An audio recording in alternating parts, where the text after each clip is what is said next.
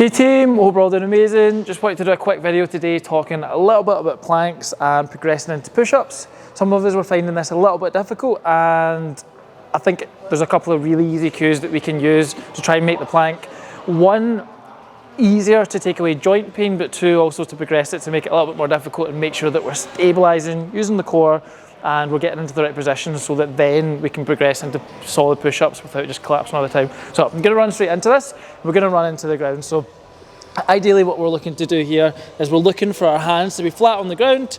We wanna have our hands nice and wide, first finger forward. Once our hands are on the ground, we're gonna rotate our hands out the way. So our elbows face backwards, our elbow pits face forward, and we're gonna lift our back up just ever so slightly. So we might get a little bit of a rounding in our upper back, but by doing that, we're gonna create stability through this core. So if we're back down like this, we're gonna create a lot of pressure into our lower back joints. When we pull up, we're gonna compress all the muscles in the front of our abs, and we're gonna create some tension there, making sure that the muscles are working. When muscles are working, we're burning more energy, and we're creating that adaptation that we need to get stronger.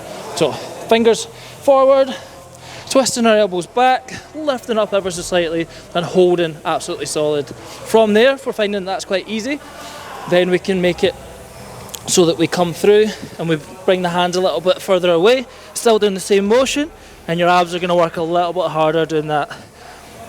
Once that gets comfortable, it will make our push-ups much easier. So from our push-ups, we go Y shape, W shape. Thumbs are going to be in line with our chest, hooking our feet underneath, and then from there you're going to push yourselves up, holding nice and tight, slowly controlling down and pushing up, making sure that we're keeping tight. So push-ups shouldn't be kind of doing this, no, we're kind of moving around like this. It should be solid, tight abs, down and back up.